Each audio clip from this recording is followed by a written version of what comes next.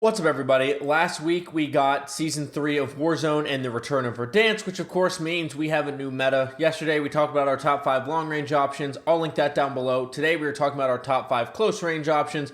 Of course, we're going to go through loadouts, and then we're going to go to true game data as we normally do. Before we get into that, my Twitch is linked down below. If you want to come see me use anything live, have any questions, whatever, come hang out. That's linked down below, as well as my other social medias and my single-player channel. And please don't forget to like, subscribe, and hit that notification bell if you like this type of content and want to see it first. Those really help out. And so does commenting. So please comment down below what you think of my rankings, my loadouts, my thought process, whatever. But let's get into the loadouts. Okay, and at number 5 is an interesting one. I'm sure you've seen people using it, especially streamers and stuff. Number 4 is in the same vein. But we haven't really had assault rifles enter the close range meta too much. And that's what we're starting off with. We have the AK-74 here. This build will be a little bit different than other builds. Not really a lot. There's really only one main difference here. But so we have your optic of choice, of course. Then we have the compensator. On the long range build, we have the monolithic suppressor to help with damage range and bullet velocity, but that's not as important in close range. Sniper support's a little bit of a different conversation we'll get into later this week. Compensator we're using here because we're not as worried about, damage range and bullet velocity when you're up close, especially an AR has plenty of that. And the AK has probably the most recoil on this list, so we want to go with a compensator here. Then we go reinforced barrel, which helps damage range and bullet velocity, which I just said we weren't worried about. The short barrel doesn't really help anything. It's jumping ADS and jumping sprint to fire. And the CHF barrel is supposed to help headshot damage, but it gives you a lot more recoil. So those are out of it. We don't need super long damage range, and we don't need a whole lot of bullet velocity because it's up close, so why don't we just help both because we're going to use a barrel here. Then we have vertical foregrip, horizontal recoil control. You can use the Ranger foregrip, which will give you more sprinting move speed, but less recoil control. And like I said, this does have pretty easily the most recoil on this list. Then we have extended mag 2. You can drop down to 1. You'll lose 10 bullets, but you won't get an ADS penalty, which when you're considering using an AR as an SMG, that is something that matters. And sprint to fire as well, but everything on this list has like 50 and above, except for number 4, and it's at 45.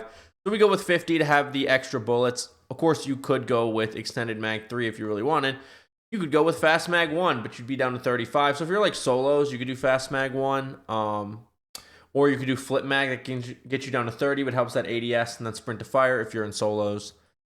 Then we have commando grip, which is going to help with ADS and sprint to fire.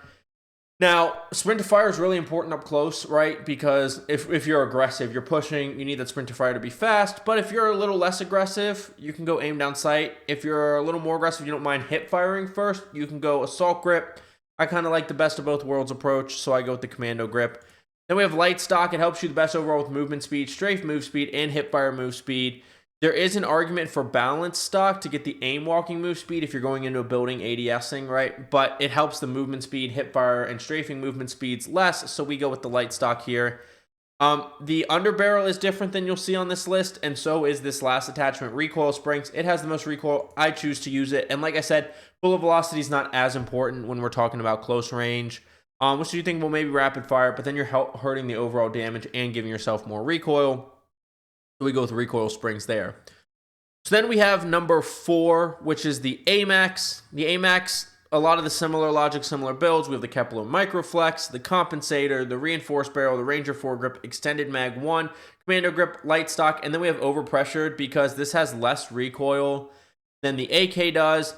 So you could drop the compensator for the monolithic if you really do care about bullet velocity or damage range. Once again, this is more for sniper support, which we'll talk about later this week, not today, but it hurts your ADS, so we go with the compensator to help the recoil because it does have a little bit of recoil, and there's no cons to this, whereas you're hurting your ADS, at least according to in-game, 22%, so it's kind of a lot.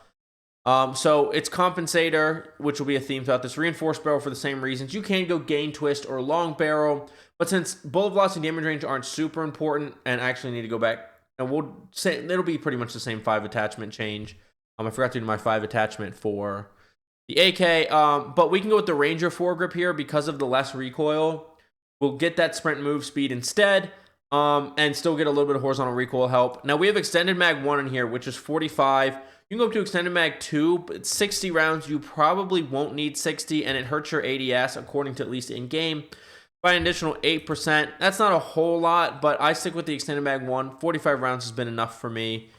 Commando grip, light stock, and then we have overpressure because, once again, we have less recoil. So we'll go back to the AK really quick. We'll do the 5 attachments. If you were dropping attachments here, I would really like to keep the recoil springs, but we're up close. Recoil is not as big of a deal, so you drop the recoil springs. I like the optic, but the iron sights aren't the worst. Because we're comparing ARs in a close range, I would probably go with the reinforced barrel next, honestly. And then probably the optic. And this is about what I would run if you're running 5 attachments. The iron sights aren't horrendous. They're usable. But we're getting recoil help with the compensator and vertical foregrip. We need the ammo, and we need the ADS and the movement speeds because we're comparing this to running SMGs. But I always try to go with my gunfighter builds and hit more than one loadout. So this would be the loadout. Similarly to with the AMAX, where we're going to drop the optic, we're going to drop the barrel, and we're going to drop overpressured. And this would be what I would run if I'm running this purely as an SMG, no sniper support or anything, for 5 attachments. This is how I would run it. Once again, we have the compensator for the recoil help, the Ranger foregrip for recoil and sprint speed, extended mag because you need the ammo, and then commando grip and light stock for ADS, sprint to fire, and movement speeds, and overall handling. But usually, it's not a problem for me. I can usually hit 2 loadouts, but if you're running like overkill or something, that's the way I would go. So now we're actually moving back into SMGs. First off, we have the KSV. The KSV has been hanging around as a pretty good SMG. The PP919 was kind of our good range, not super great TTK. This is a better TTK than the PP919, but it's like the longer range, lesser TTK SMG. And the build's like the same as the AMAX. Kepler, Microflex, Compensator, Reinforced Barrel, Ranger foregrip, Extended Mag, Commando Grip, No Stock, and Overpressured. Now here, it's a little bit different for the 5 attachments. We would remove Overpressured. We remove the optic, which is in the norm. And then you're like, well, Compensator, Reinforced Barrel, Ranger foregrip, Extended Mag, Commando Grip. I remove the Commando Grip because, in general, SMGs have good ADS and sprint to fire. So this is where I'm running it with 5 attachments, Compensator, Reinforced Barrel, Ranger foregrip, Extended Mag, No Stock. We have the movement aspect with the No Stock and the Ranger foregrip because movement was nerfed a little bit going into Verdansk, so we're keeping our movement there. When we're talking SMGs, because we're not talking ARs, the bullet velocity and damage range is a little more important, which is why we don't remove the Reinforced Barrel. Now, if you want, you could go long barrel. When we're talking long range, if you got to pick between long barrel and gain twist, I usually lean towards gain twist to make your shots easier to hit. But long barrel SMGs, they don't have super long damage ranges, and the fact that 2 ARs are on this list, the damage range is important. So if you don't want to help both, go with the long barrel there. But this is the 5 attachment build: Compensator, Reinforced Barrel, Ranger foregrip, Extended Mag, No Stock. Now you could go monolithic. If you want to keep an optic, I would maybe go monolithic, drop the barrel, because once again, ADS is good on SMGs, whereas damage range and bullet velocity are more where it's lacking, and so you could make that change instead. If you wanted to keep the optic, drop the barrel, go monolithic, and that would look something like going like this, and that would be about where I would go if I wanted to keep an optic, to make up for the loss of the barrel. But as usual, I'm going 8 attachments, and that's looking something like this. So that would be number 3. Then moving to number 2, we have the Compact, which actually has, I think, the best TTK, even including the ARs on this list, which the ARs do have the best TTKs, but when you factor in like ADS and handling and stuff, they do fall behind a little bit. But for me personally, the Compact is uncomfortable. It has a very fast fire rate, the fastest on this list.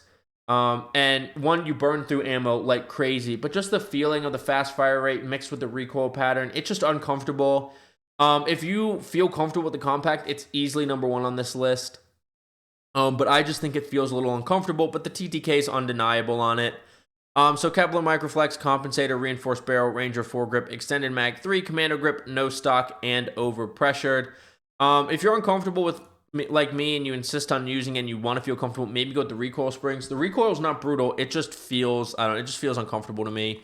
But if we're going 5 attachments, once again, we're going to remove overpressured. We're going to remove the optic. And then we're probably going to remove commando grip. Once again, keep that ranger and that no stock for the movement speeds. Obviously, we need the ammo because you burn through ammo. Reinforced barrel because we're now competing with ARs for close range weapons. We need the damage range and bullet velocity. And then the compensator to help the recoil. But as usual, I run it 8 attachments. This is how I would run it. And then finally, number 1 is still the C9, and I swear they didn't nerf it more and take it out of the meta for a nostalgia purpose of being able to run Kilo MP5, AMAX MP5, or even if you feel like it, HDR MP5. The HDR sure is something right now. And you can definitely run an SMG if you want instead of a real sniper support. So anyways, Kepler Microflex, compensator, reinforced barrel, Ranger 4 grip, extended mag 2 here. You get 50. Extended mag 1 gives you 40. I used to run the extended mag 1 on here for the sake of the ADS penalties, but it just never is quite enough. So extended mag 2 is where you want to go. Commando grip, no stock, overpressured. Once again, for 5 attachments, remove the overpressured, remove the commando grip, remove the optic. And this is how I would run it with 5 attachments. Once again, no stock in Ranger to help your movement since they did nerf the movement a little bit. But that is going to be your top 5. So just to go over it again, our top 5s we're looking at is the AK, the AMAX, the KSV, the compact, and then still, in my opinion, the C9. If you were just here for loadouts, thank you so much for watching. Like I said at the top of the video, please don't forget to like, subscribe, hit the notification bell, and comment down below what you think of my loadouts and my thought process. For the rest of us, we're just going to go quickly jump over to true game data. Okay, and now we're over true game data, and you'll notice I did something a little bit different than I normally do. I put in the full loadouts for everything, and that's because we have 2 ARs on the list, and ADS time does matter, and so we have to be able to chart it with ADS. Normally, I just leave, like, the barrel on, because that's affecting damage range and bullet velocity, or, like, the barrel and the fire mods for that reason. But we did full loadout, so we get the full effect of the ADS, the bullet velocity, the damage range, all of that. Because when you go down to the TTK chart, let's just take ADS time off really quick. When you take ADS time off, you're like, oh, the AMAX and the AK-74, they're blowing everything away except for the compact, and compact's uncomfortable, and blah, blah, blah. But when you go ADS time, you can see how now the AMAX and the AK are falling behind for me a little bit. And if you add in sprint to fire instead of ADS time, they're still at the bottom. So from an aggressiveness standpoint, you are losing out a little bit by using the AMAX and the AK-74. And you can see on this chart, you can use anything and everything really here, at least up to the first drop-off, which is the C9 at 13 meters. I mean, you miss a bullet and the other person doesn't, and you're losing to anything else on this list. And so things are really close. It's almost a 1A through E instead of 1 through 5, almost. And so we go down here to our chart, which isn't loading. I'm gonna refresh and it's gonna be gone. Everything's gonna be gone. This happened to me before. Yeah, and everything's gone. Hang on, chat. All right, so true game data went down. We got what we needed out of it. Really, we're just gonna look at the stat charts. For the stat charts, it just shows that the ADS is way slower on the AK and the AMAX. That the movement speeds are slower. That the other SMGs have good movement speed, that the compact has a crazy fast fire rate. That's really all it showed. That's all we still had left to show. But no big deal. It happens. It's probably actually updating stuff on the back end. That's usually when this happens to me, and it's usually a recording video. But anyways, shout out to True Game Data. Tony does amazing work. Shit happens. Definitely not a knock on him. But that's it. Please, like I said, thank you so much for watching. Please don't forget to like, subscribe, and hit that notification bell if you like this type of content and want to see it first. And comment down below what you think the gameplay. Well, nope, that's for my single player channel. Comment down below what you think of my loadouts, my thought process, my logic, etc.